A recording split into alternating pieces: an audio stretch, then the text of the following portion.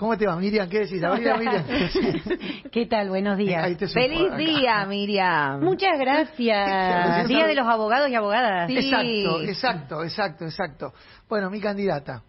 No es mi No es tu candidata, porque... Yo voto en Avellaneda. Vos votás en Avellaneda. Bueno, pero nos podés acompañar igual a la lista del Frente de Izquierda, por supuesto. En las dos elecciones. En las dos elecciones. En las dos elecciones en la provincia de Buenos Aires. Pero esperá, ¿queda mal que yo diga eso? Sí, ¿no? No, queda muy bien. Para mí queda muy bien. ¿Es tu candidata? Sí, queda mal. A ver. No vengo diciendo. Dale.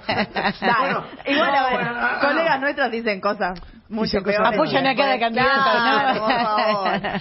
Bueno, primero un gustazo tenerte acá. Bueno, muchas gracias. Yo, a ver, no quiero ser ni autorreferencial ni referirnos a esto, pero la verdad que está todo el mundo hablando de este escándalo con Españolo y creo yo que tiene mucho que ver con la trama que ustedes vienen señalando hace mucho tiempo, que es la de un gobierno que no solamente está saqueando a la Argentina, sino que encima parece que se la estaban llevando ellos.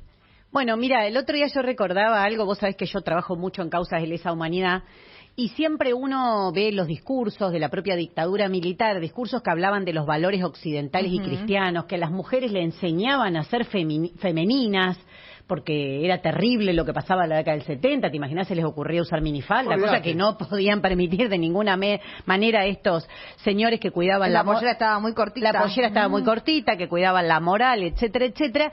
Y todo eso fue acompañado de una corrupción escandalosa, es decir, aquello que Rodolfo Walsh señalaba como miseria planificada, estaba acompañado por un discurso supuestamente muy moralista, defensor de muchos valores, y por supuesto por la terrible represión, ¿no? Entonces no es la primera vez que vemos que los discursos que dicen la motosierra contra la casta, voy a ir con todo, le voy a cortar la mano, no sé la cantidad de cosas que prometía Milei, terminan siendo la cobertura de un gobierno profundamente corrupto.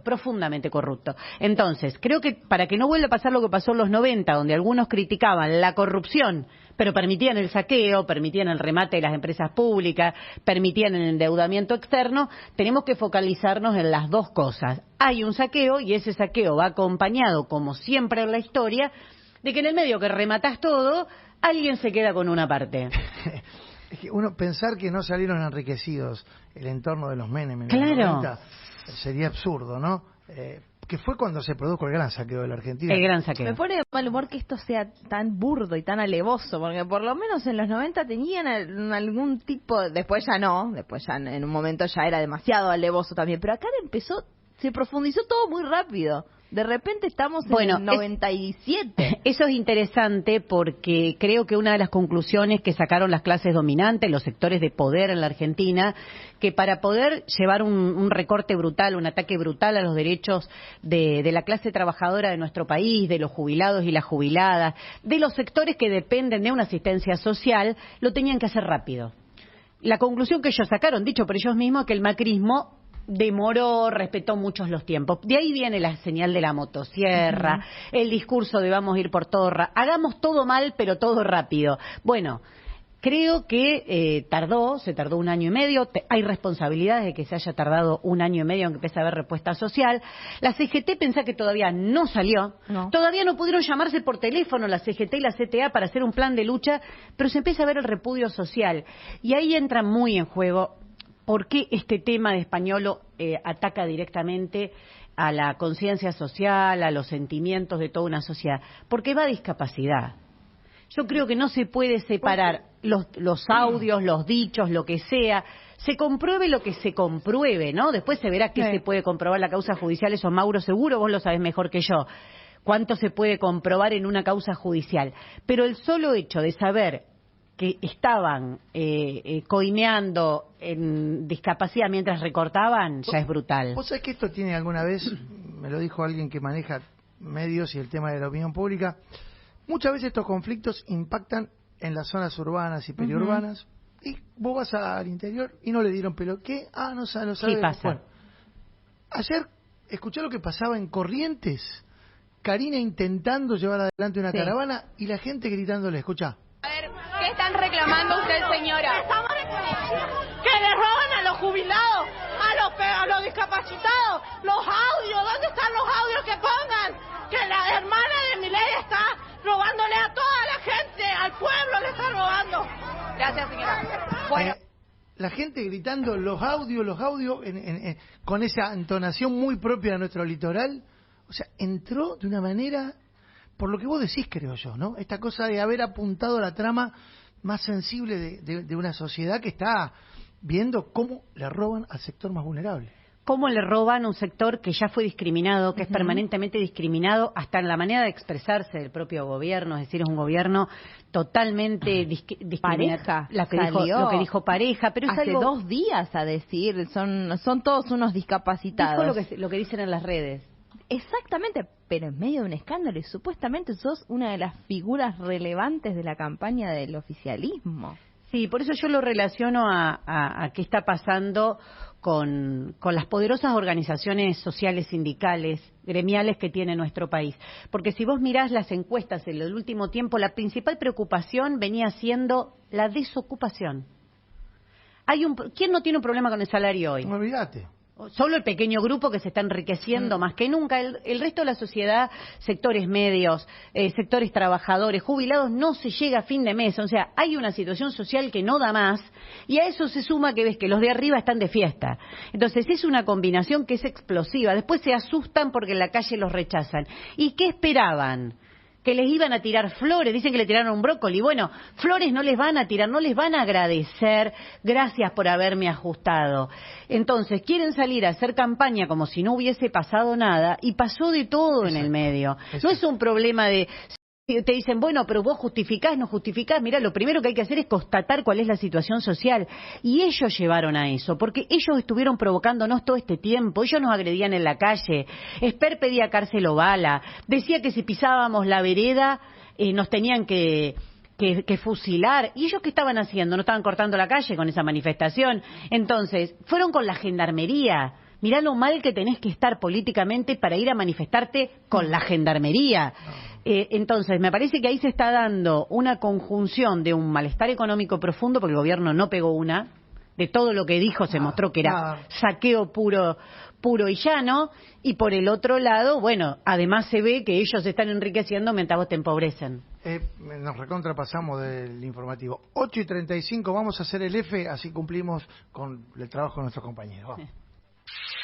Seguimos conversando con Miriam Bregman, que estamos recontra atrapados por toda esta trama de corrupción, pero yo quiero hablar un poquito de lo que se viene en materia de campaña, porque, a ver, los espacios de izquierda tienen pocas posibilidades en relación a los otros de expresar sus ideas, de contar más allá del diagnóstico que siempre hacemos de la situación, por dónde va la propuesta de la izquierda hoy y por qué. Me estaba leyendo nota de Perfil, diarios que son diarios del sistema, ¿no? Y la Izquierda Diario, titulando, Bullrich lidera con amplitud en la ciudad y Bregman sorprende en el podio.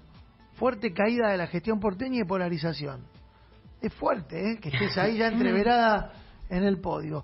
¿Qué está pasando hoy? ¿Por qué la izquierda empieza a tener hoy un espacio que hasta ahora o no se le había dado con tanta importancia? Yo creo que después de 1 año y medio de gobierno de Javier Milei, lo que empezamos a ver es que se reconoce que somos los que expresamos la verdadera resistencia a este gobierno.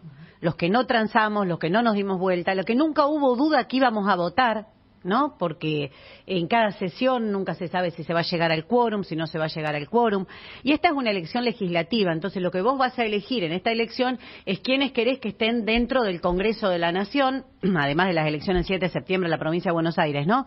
¿Quién querés que esté en el Congreso de la Nación? Y a partir de ahí, creo que si esto se focaliza bien, qué es lo que estamos eligiendo, las posibilidades de la izquierda se amplían mucho, porque todo el mundo nos vio en este año y medio, no solo dentro del recinto, sino en la calle también, peleándola, acompañando las peleas, llevando esa voz de la calle al recinto. El otro día alguien me decía, ¿te imaginas si la izquierda no estuviese en el Congreso? ¿Qué sería? Y bueno, habría muchos temas que ni se tocarían, muchas peleas que no se darían, porque ahí adentro la verdad que es muy distinto a lo que después se ve en los canales de televisión. Y además, déjame decirte algo, yo creo que el peronismo en la oposición, por ustedes se terminó yendo más a la izquierda, o sea, terminó buscando espacios que se acerquen más a ustedes, teniendo en cuenta que es un gobierno del cual no te podés empatizar en absoluto. Entonces, hasta el peronismo se empezó a dar cuenta que si no hacía eso, perdía lo que tiene. No quedaba, a ver, desdibujado como quedó el PRO. Claro. O sea, no te Sí, sirve de eso, mucho. Eso nos acoplarte lo a esa dicen idea. varias veces y yo creo que es así, fue categóricamente así cuando fue el tratamiento del acuerdo con el Fondo Monetario, pero también hay que decir que a veces se hacen cosas que son inexplicables para sus propios votantes, no para mí que soy de izquierda, para sus propios... Bueno, ayer renunciaron a la presidencia de la Comisión Investigadora Libra, algo que yo no sé cómo le van a explicar a sus propios votantes que se la dieron a alguien de Elisa Carrió. No lo entiendo. No entiendo cómo, cuando estuviste toda tu militancia, pasa por decir que Carrió hacía denuncias, que te atacaba, etcétera, etcétera. Se lo das a Ferraro. Se lo das a Ferraro. O sea, no es ni un calificativo a Ferraro ni un calificativo a nadie. Pero me parece, digo, en su... Sí, hay una incoherencia. Hay una incoherencia. Después apoyaron el blanqueo. O sea, el blanqueo con el cual se mantuvo Javier Milei en el Senado se votó por unanimidad. Y una cosa que se conoce mucho menos, y que a mí me parece una de las más terribles, ¿no? En diputados... Los diputados de Unión por la Patria, hoy Fuerza Patria, votaron contra el paquete represivo de Patricia Bullrich, lo cual tiene una cierta lógica, ¿no? Después de un año Patricia Bullrich reprimiendo, sacándole ojo a los manifestantes y demás, darle más facultades represivas, capacidad de allanamientos en cadena, la ley antimafia, toda esa locura de reiterancia y reincidencia, en el Senado se lo votaron. Es raro, ¿no? ¿Qué pasó en el medio? ¿Cómo pueden hacer esas cosas sin explicarle, insisto, no a mí, a sus propios votantes? ¿Por qué y por qué no dicen nada? Porque quienes encabezan las listas hoy de Fuerza Patria tendrían que salir a explicar, en la capital federal, por ejemplo, por qué le votaste las de ella a Patricia Bullrich. Si no, no podés presentarte como opositora a Patricia Bullrich. Bueno, yo creo que nosotros vamos a hablar de nuestras actitudes, de nuestras acciones en este año y medio. Pues yo podría hablar de todo lo que hemos hecho siempre, digo, pero concretamente hay un gobierno ultraderecha en nuestro país y la pregunta es, ¿vos qué hiciste en este año y medio? No me prometas a futuro si en este año y medio no estuviste en la calle, no se te arrugó la camisa, no la peleaste, no te vimos enfrentarlos duramente en el Congreso, porque realmente, que lo que hablábamos antes, es un esquema de saqueo, corrupción, ataque al salario, ataque a las jubilaciones, no era momento para tibieza. No, es que hay una frase de una canción de Woz que dice, ¿de qué lado de la mecha te encontrás? Sí, cita el Indio Solari. Claro. Sí, está bien. Es muy por- moderno, Mauro. No, él él es muy joven.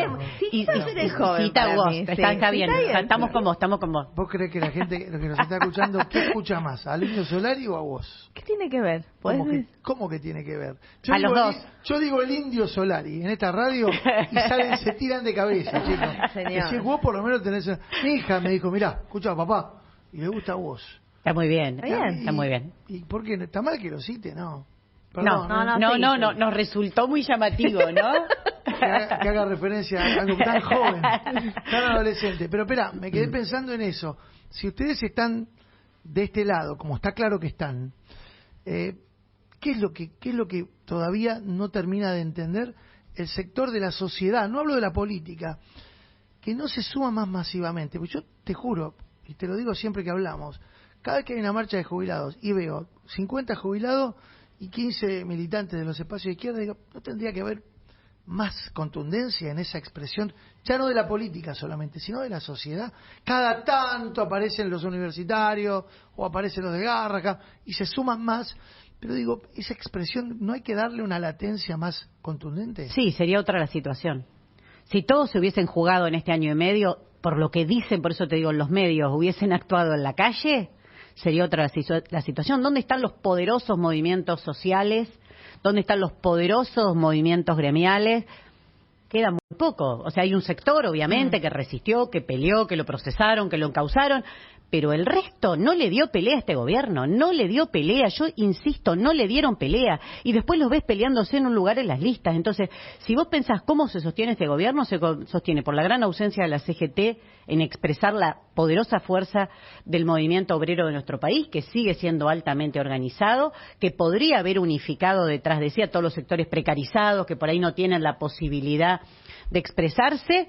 Y tenés por el otro lado la ausencia total de la dirigencia política, que salvo la izquierda, vos los ves cada tanto en una movilización, cada tanto llamar a algo, y que cuando se llama en forma unitaria, como fueron las movilizaciones universitarias, la respuesta es enorme. No es que la sociedad no responde. La sociedad responde. Incluso los trabajadores y trabajadoras, con todos los ataques que hay, cuando la CGT llamó a paros, se paró en este país, se paró el país.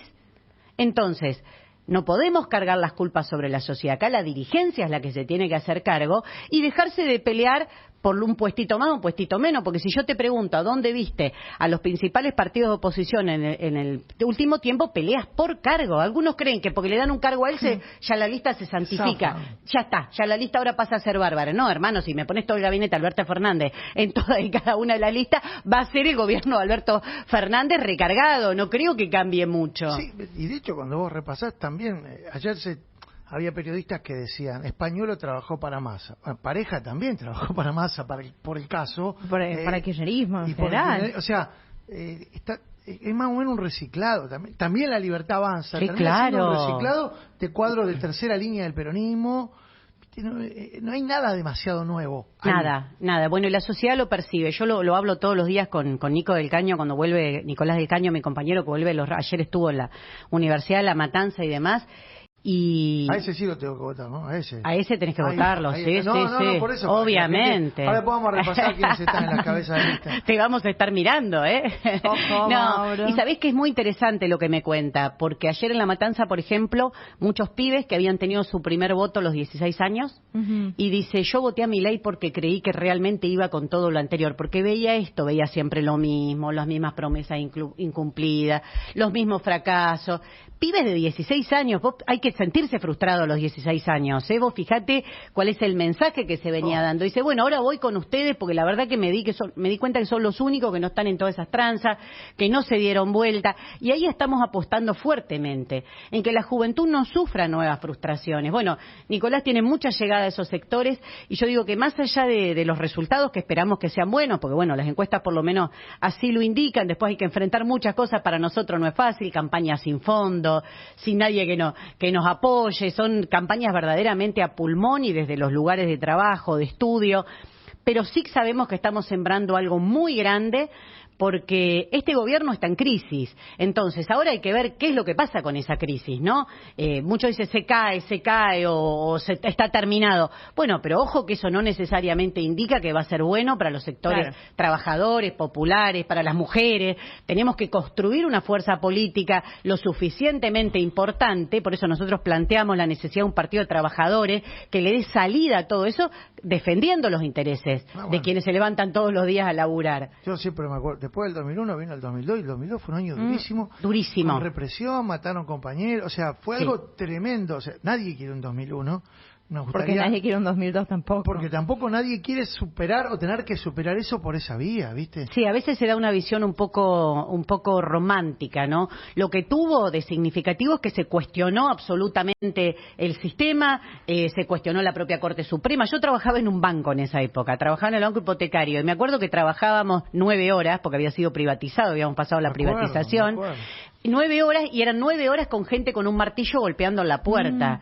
Era terrible la situación. Devuelvan los ahorros. Pero Duhalde, con algunos que se sacan fotos con la familia Duhalde como si nada, Duhalde hizo una devaluación terrible que terminó de levantar todos los salarios, los índices de desocupación. Yo ya militaba en el Centro Profesionales por los Derechos Humanos, el organismo que integro y que presido al día de hoy. Me acuerdo que íbamos a la zona sur, vos que hablabas de Avellaneda, porque en la zona sur eran todos los días reclamos, ollas populares, piquetes. Maxi y Darío eran de ahí. Bueno, a Darío yo lo conocía, Maxi no lo conocí personalmente. Darío estaba ahí en la cantera que ellos tenían. Sí, claro, yo conocí la cantera, fui con Darío. En la zona de Wilde, Domínico. Y viajamos a Salta porque había detenidos en Salta. Era una situación social terrible. Entonces, ¿cómo hacer para que la clase trabajadora, para que los sectores populares, para que los sectores medios que la pasaron muy mal, no vuelvan a vivir eso? Eso es lo que tenemos que pensar. Ahora estamos en la instancia del voto. Yo creo que el voto a la izquierda es una primera expresión de eso. Después de eso tenemos que empezar a pensar cómo construimos algo mucho más profundo. 9:10. Hacemos una pausita y vamos a cerrar con Miriam Bregman, que nos va a contar en qué otras provincias tienen mucha entrada a la izquierda y, por supuesto, posibilidades de hacer una gran elección ahora, en el próximo turno del 26 de octubre. Vamos. Y quiero hacer este último bloquecito con Miriam Bregman, candidata a diputada nacional por el Frente de Izquierda y los Trabajadores aquí en la ciudad de Buenos Aires. Provincia, acá en la ciudad también se eligen senadores. En la ciudad senadores, mi compañero de fórmula es Cristian Castillo, profesor universitario, muy reconocido de muchos años, luchador, y que además ahora, como es diputado nacional, lo pueden ver en el Congreso dando pelea. Sí, señora. Y en la provincia de Buenos Aires está Nicolás del primero las provinciales. Primero las provinciales, con Nicolás y con Romina, y después tenemos las nacionales del 26 de octubre, y lo que hicimos fue abrir las listas con algo que nos parece muy simbólico en este contexto, sobre todo porque tenemos un gobierno que llegó hablando contra la casta, entonces presentamos una lista verdaderamente que no tiene nada que ver con la política tradicional, y abrimos las listas en Córdoba, por ejemplo, a un trabajador de Rappi, de esos que dicen que se hicieron todos de derecha. Bueno, no, la izquierda lleva trabajadores de Rappi en sus listas con mi compañero Josué.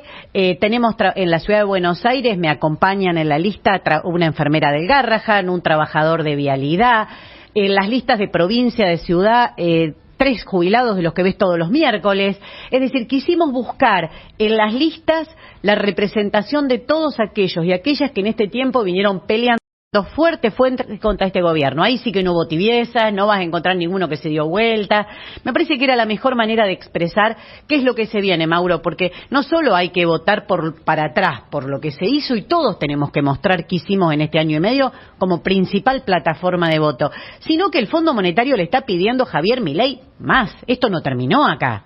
Esto no terminó, le está pidiendo que vaya por la UH, que vaya por más recorte de las jubilaciones, por más ataque a los trabajadores y trabajadoras en una segunda reforma laboral, además de la ley bases. Entonces, ¿quién te parece a vos que tiene que estar ahí adentro? Y nosotros creemos que con los que hemos dado la cara todo este tiempo, le hemos peleado, más los que estuvieron en la resistencia, como todos estos sectores que te nombré, ¿no? Me parece que es muy importante mostrar qué hiciste, pero también tener claro qué es lo que viene, ¿no? No viene una etapa fácil, así que ¿cómo lo vamos a enfrentar? Y como dice vos...